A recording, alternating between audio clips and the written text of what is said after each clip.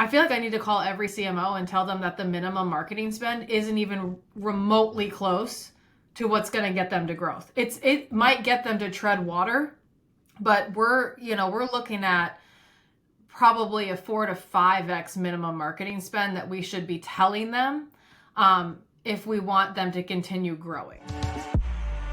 Welcome to the Art of Franchise Marketing. So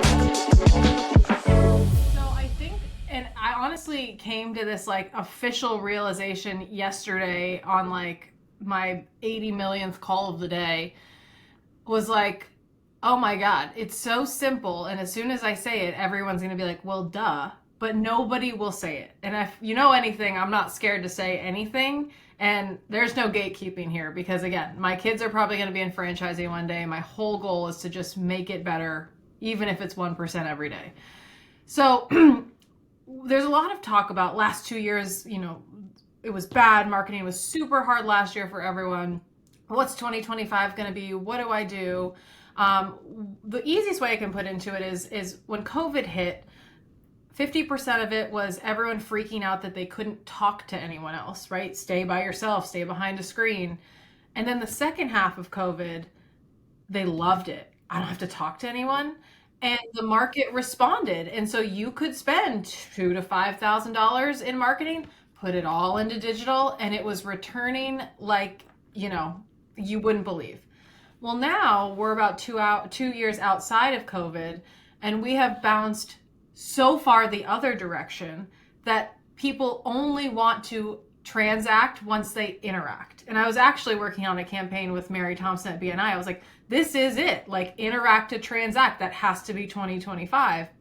But because of that, franchisors, franchisees did not compensate or realize it quick enough. So their marketing minimums and their FDDs are oftentimes, 2,000, 2,500. Even the brands that are on a percentage, we're not policing that month to month usually. So if we see a 2 to 2,500, we're like, it's fine. They're doing something. That is not enough to grow anymore.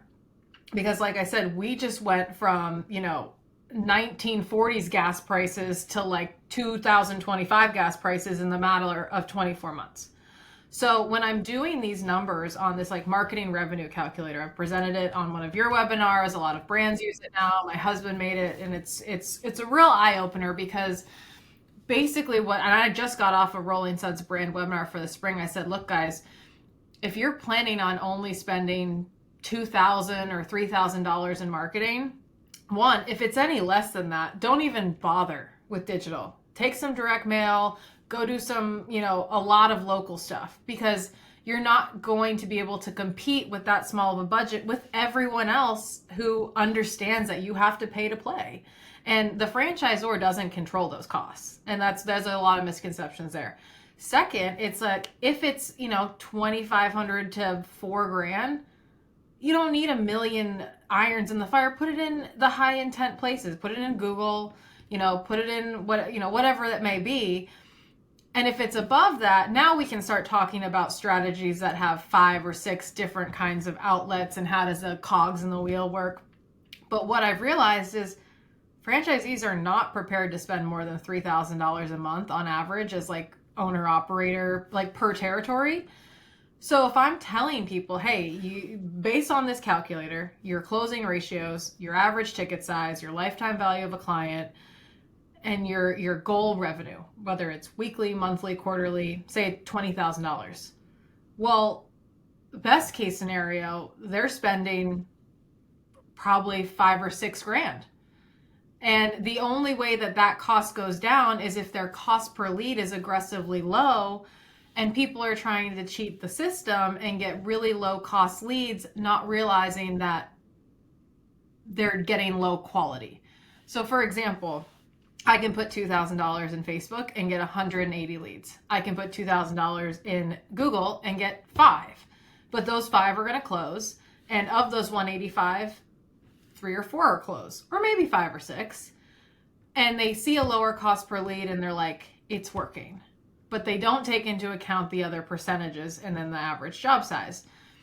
So because of this, I'm telling people, look, the only way to get your cost per lead down, which is the ultimate like definer of how much money you're going to have to spend, is with more volume, the other marketing plays, with the spend to compete, and with your influence, which is how big you are, how much time you've been in the market, and how much effort you've put in to get people searching for you and getting that volume up. And it's a long game. All that to say, we've had some eyes pretty wide, and I have talked with a franchisee yesterday. They are not the best operator, probably a little bit of a failure to launch, but they wanted to make $40,000 in March, which is like our biggest month. And they had a $206 cost per lead. They had an average closing ratio of like 72 and 54, which are pretty good. Average job size of 500. And to make $40,000, they would have had to spend $35,000 in marketing. And that shows you right there everything you need to know, right? And if you're looking at the digital cost per lead, ideally you get the blended, right? How much total, all leads that came in from everywhere. If you don't even have that, and I work with a lot of emerging brands, like just look at the digital. And so I had to sit there and tell them, look, if you don't do anything and you want to hit 40,000, you have to put $35,000 into Google. And then you can sit behind your computer and I can say, I told you so. And if you don't want to do that, then the only way is to get your cost per lead down, because the rest of their metrics are pretty good, except that cost per lead. And to do that is time, money, spend, effort, that whole thing. So all that to say, and I'm super long-winded, is I sat there probably at like 1 a.m. and I was like, I feel like I need to call every CMO and tell them that the minimum marketing spend isn't even remotely close to what's going to get them to growth. It might get them to tread water, but we're looking at probably a 4 to 5x minimum marketing spend that we should be telling them if we want them to continue growing. Because I'm almost scared that these minimum marketing spends it's gonna trend the other way.